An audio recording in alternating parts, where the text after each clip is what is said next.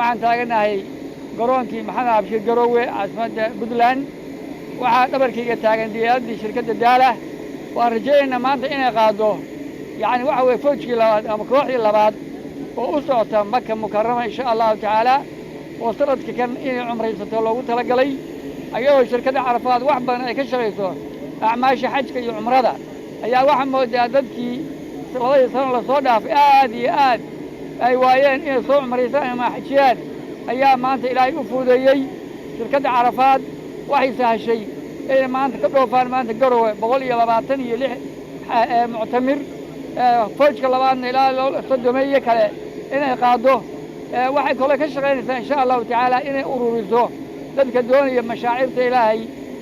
oo ilaahay uu yidhi waman yucdim mashaacir allaahi fa innaha min taqwa alquluub waxa weeye inay ka shaqayso u fuudayso u taasho waan rajaynaynaa insha allahu tacaala in badanna inay dadka u khidmayso laakiin waxaan ku soo dhowaynaynaa inay iyadu ka qaado qof walba deegaankiisii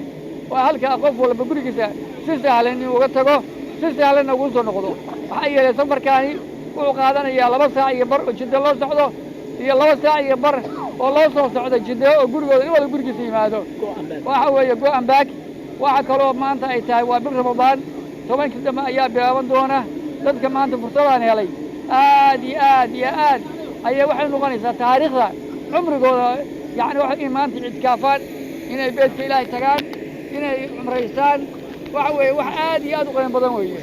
شركة عرفات بأنا سها شيء أرنت إن له هلا عرفات وكقادا قبله ودن أنا صومالي ودن بكقادا لكن جارحان حرونت هذا مهم جاي واحد قلت على عاصمة الجروة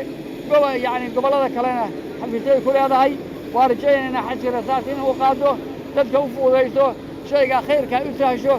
معي لي إنه وحوي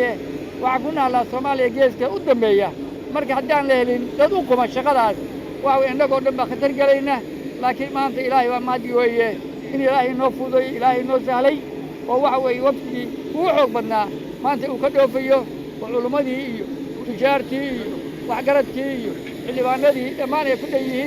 يسوس علينا يودو فيان ودارك محنا بتجروه إن شاء الله تعالى قربتنا إن شاء الله تعالى